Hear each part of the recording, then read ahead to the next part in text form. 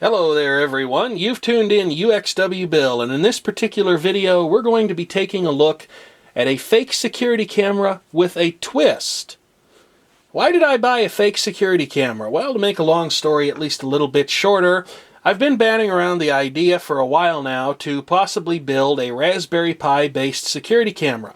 It seems that one of the most common and popular ways in which this is accomplished involves the purchase of a fake security camera that's large enough to hold not only the Raspberry Pi camera module, but also the Pi module itself, any sort of a power supply that you plan to use, including any backup batteries, and of course a wireless network adapter if you're going to be making a wirelessly linked IP surveillance camera of some sort.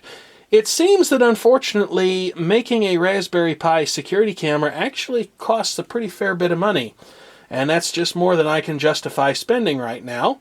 But I did go ahead and buy the fake security camera that you're looking at right now because the seller said that these were actually real functional cameras until the manufacturer cut the cords on them. Why would the manufacturer do something like that?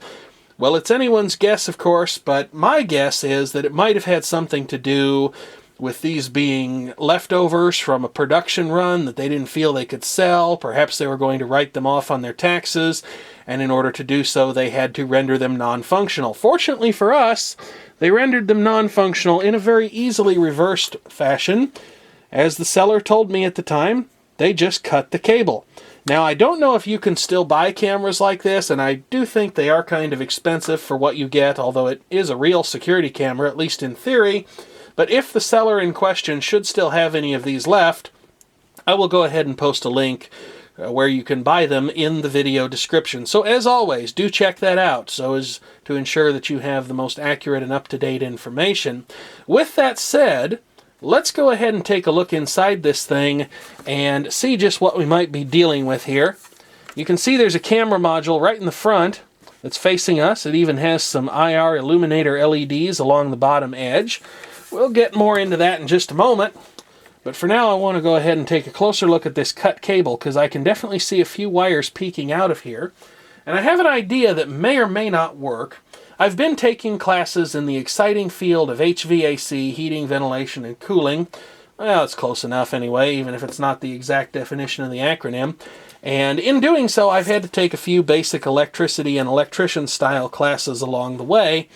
One of the things that I have learned about is quite possibly one of the best tools ever invented. This is an ideal strip master, and I will tell you right now, if you find yourself ever stripping any quantity of wire, buy one of these things yesterday. It's amazing. It is the definition of a tool that just works, and it's a million times better than those conventional wire strippers that you see sold almost everywhere. I picked this one up used for about $30. To me, it looks nearly new. I don't think it had a lot of use. The person I bought it from also had one that was equipped to strip coaxial cable for cable television installations. I didn't buy that one. Maybe I should have, although I really don't like stripping coax. Maybe this tool would have made that a walk in the park as well. I don't know. Advertisement concludes. Buy one of these things. They're amazing. Even at twice or three times the price I paid, I'm sure they're worth it, and I don't think they cost that much if you buy them directly from Ideal. Now, what I'm going to do here may or may not work because I'm going to try stripping the outer jacket, which contains a bunch of smaller wires, or at least it looks like it does. And we're going to see what we might have to work with here. I think I'll probably use the 10 gauge setting for this, and you can get a feel for how it works. By golly, I think it worked, more or less. Yes, it seems to have, because now we have 4 wires that we can do something interesting with. And ordinarily, these would be such thin little Litz-like wires that they would be incredibly irritating to deal with. But in the case of the Strip Master, all we have to do is decide what gauge they might be. I'll get the other ones out of the way here. I know, I must sound like one of those Ronco infomercials or something. Let's see, this is probably 20 or 22 gauge wire. Oh, it's even smaller than that. Maybe I can't do that with this thing. Well, we'll try it again here. Nope, I don't think I'm going to be able to do that. So we'll resort to another method. Now, don't ever do this. I'll get booed out of the room by every dentist in the crowd for telling you what I'm going to do, which, basically, not to put too fine of a point on it, involves the use of my teeth to go ahead and strip these wires. That's a very bad thing to do. don't try that at home, kids. It's not a good idea. And uxwbill, when he says it's not a good idea, you know it's not a good idea. uxwbill is a professional bad example operating on a closed course, and nothing he does should ever be attempted at home unless he specifically indicates otherwise, nor should it ever be attempted at a friend's house. So we'll pause for an exciting wire stripping marathon here, a mini marathon, I guess you could say, and then I'll be right back to delve into the internals of this security camera and see what might be going on with it. And I have returned with some freshly stripped wires to hand. As you should be able to see right now, we have 4 wires here, and it looks to me like this is going to be a pretty straightforward thing to do, because it seems to me that we have a red wire indicating positive DC voltage of some kind, a black wire indicating the ground connection, probably a white wire that is the video ground, and then a yellow wire, which is very likely to be, at least to my way of thinking, composite video. But in order to verify that for certain, let's go ahead and take a look inside the camera here. Go ahead and back off the zoom here so you can see a little better what I'm about to do. I did take this camera apart once before just so I could get a feel for what was inside it. I wouldn't say this is the best screwdriver for the job. It's probably not exactly the correct size because I can feel it wanting to jump in the threads. Hopefully it is at least actually backing out the screw. I think it is because I feel it loosening up. I'll try this one. Yeah, it's really wanting to jump the threads on that one, but the only other thing I have at my disposal right now is a bladed screwdriver. And while the molded plastic shroud would tend to keep it in line, bladed screwdrivers just aren't as much fun to use. Unless, of course, you like flesh injuries of a suddenly occurring nature. Let's see, there we go. All right, we got the back of the camera to come off there. Now, this is where things get a little bit involved. The camera module that's in here is actually a standalone, fully enclosed part. I suspect that it might have actually been sold separately as a non-vandal resistant or non-weather resistant camera of some kind. But in order to liberate it, I actually have to loosen these 2 screws down here. I don't think I'll have to remove them. I'll just have to loosen them. Just back them off a little bit. And we'll see if we can get that to... Well, it won't slide out of there just yet, will it? Back these off a little more. There we go. Here comes the camera module, and we'll go ahead and zoom in on that there just so you can see a little better what it actually looks like. It says Wisecom on it. That's the company that sold the camera. There's some sort of a mounting screw in the top of that, like maybe it would go on a tripod or something, or probably a ceiling mount because that would have the camera operating upside down. And there's likely to be the same thing on the bottom where it's been screwed down to that plate. But I'm not going to take it off the plate. However, one very nice thing that we can see right away, I need about 800 more hands than I've got.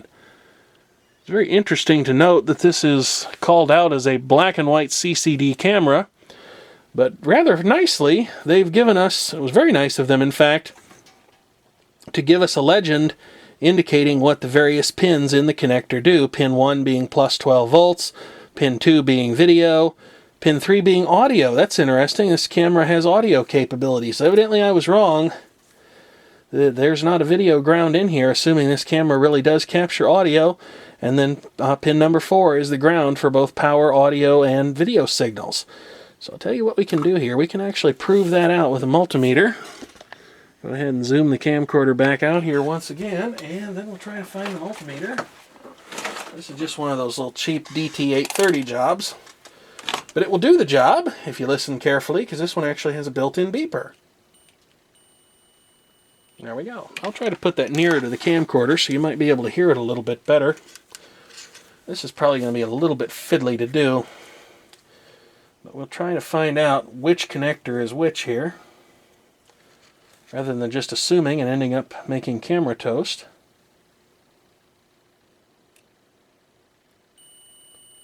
Okay, that one would appear to be pin 1 for power. And let's see, pin 4, excuse me, should be the ground, as it seems to be.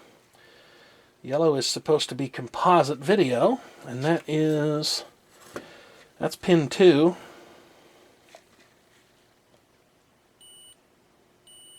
Yeah, I would concur with that. And then pin number 3 is supposed to be audio.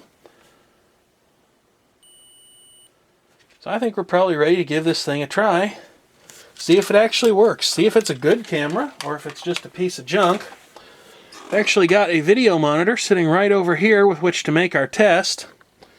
And in order to hook this up, I'm going to need only a few things. I have a DC variable regulated power supply up there, which will turn on right now, and we'll go ahead and dial in just a little tiny current limit in case something goes horribly wrong here. And we'll put 12 volts up on the clock.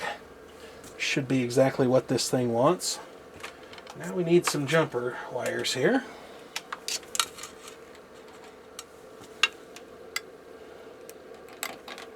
Alright, there's our jumper wires. And we'll go ahead and hook them up here. Hopefully nothing shorts out along the way. Where's the black one at? There it is, right there. Alright. I'll try and make sure that none of these are shorted, because the video and audio amplifier stages in this thing, assuming it has any, which it almost certainly does, might not like being referenced to the operating DC voltage of the unit. They might make a little bit of smoke if something like that happens. So let's go ahead and get the camera more in field there. And we'll just plug the little, this is an S-Video style connector, or Apple desktop bus, 4-pin mini DIN. Alright, we've got about 130 milliamp current draw, so it's doing something. And we have some IR LEDs that have come on. I wonder if those are actually light sensitive, if I could get those to turn off if I expose them to enough light. No, it seems like they are illuminated at all times. Well, there went the shade on my lamp, which is suffering from rotten rubber. So let's go ahead and see. While we're wool gathering here, I've got my black and white surveillance monitor here. This is something that was cast off years ago from one of my previous employers. And you can always tell the relative age of people in the audience, at least sort of well, okay, it's not really a reliable metric at all, but I think you can tell the relative age of people in the viewing audience by how many of them complain about the 15.7 kilohertz horizontal deflection whine in a typical television or computer monitor. The thing always struck me, that the deflection whine has never bothered me, but then again, I grew up with CRT televisions and computer monitors that worked at very close to television scanning frequencies, at least here in the United States, all the time.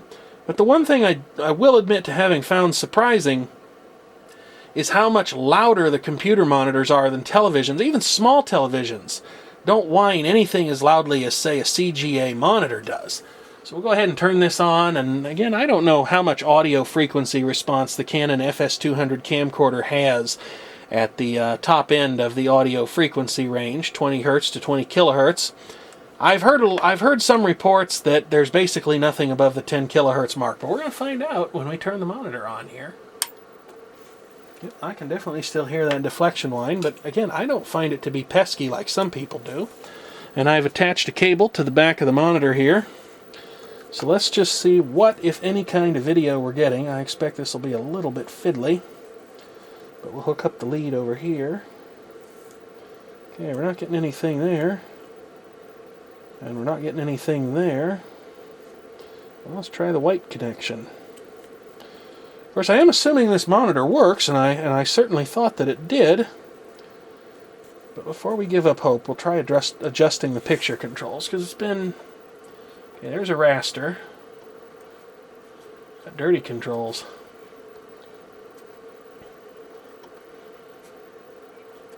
Yeah, there's some video noise in the background, which you can probably just barely see, but there's nothing going on with this camera. I wonder if maybe these were warranty returns. Yeah, there's some noise on the output, but that's about it. So maybe these security cameras are junk. maybe they were defective. Maybe they were warranty returns or something like that just didn't work. Because I think my monitor is probably working correctly. I could hook up another video source to it here in a couple of minutes and find out for sure. But unfortunately, I think that camera may be dead. I'll fiddle around with it a little bit and see if I can get something like a recognizable picture to show up. Well, alright everyone, I'm back, and I have managed to coax a picture out of the Wisecom security camera. Although, as you can clearly see, it's not a very good picture. It's jittering all over the place. I mean, it's barely recognizable. The sync is extremely unstable. And at first you might be inclined to think, well, that's probably a defective camera of some kind. But no, it's not. I think I know what's going on here, and I think I know how to fix it. Right now, there is no real ground for the video signal. It's just kind of floating around because the camera doesn't actually carry out a proper ground for the video signal. But I think if I tie the ground side of the DC power supply to the ground side of the video cable, that we are going to see a major improvement in picture quality. So let's just go ahead and try that here. Oh yeah, look at that. It just snapped in, just sharp as a razor over here. That camera's doing an amazing job right now. And it looks like the video camera's frame rate is actually, the shutter speed is actually pretty closely lined up with the scan rate of the little monitor. But now I think if we pan this around the room here, it's a little flickery, but that's probably just some of my AirSats cabling going on there. Looks like maybe it overloads the monitor a little bit at times.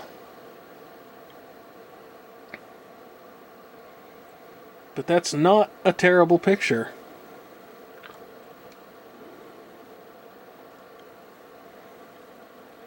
So the little camera does work.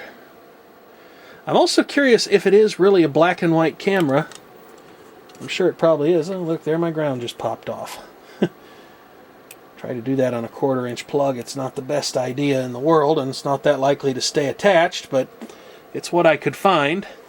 So I think the next experiment that we'll try, I'm going to go ahead and get a color-capable monitor down, and we'll see if this thing is really a black and white camera, or if maybe there's some more hidden capability to be discovered. So again, I will be right back. Okay, now I've gone and gotten a little portable color television set. This is actually a 120 or 12 volt model that I picked up at a garage sale a number of years ago. It has a rather unique capability. Not only are there 2 composite video and audio inputs, but it also has the ability to relay the video signal, including that from its own tuner, onto another set down the line. Unfortunately, and rather surprisingly, for a set that was obviously intended to be used on the go, it doesn't remember its settings if you leave it unplugged long enough. We'll go ahead and turn it on here, and we'll just see what we get.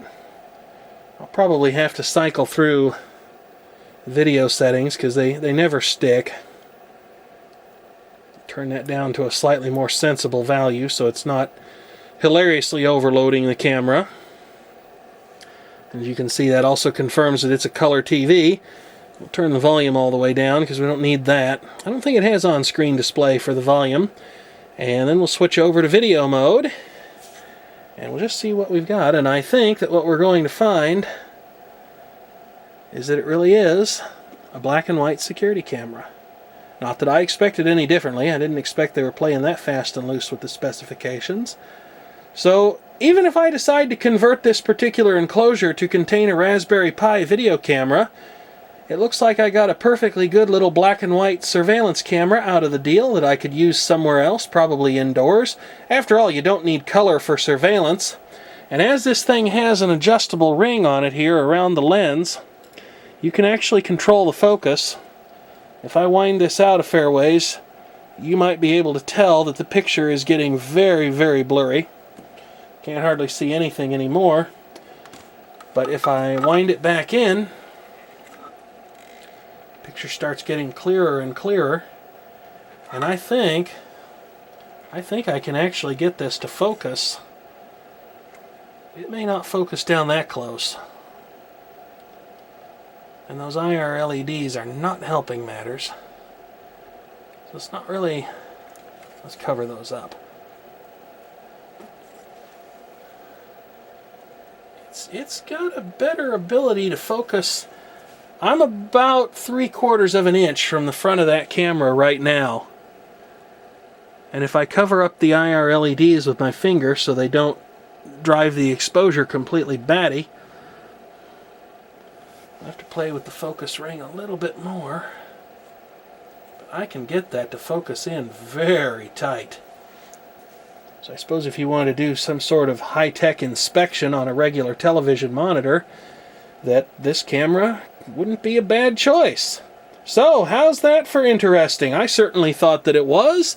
A fake security camera that's actually real. As always, I certainly do thank you for taking the time to watch this video, and if you have a comment, I would certainly like to hear what you have to say.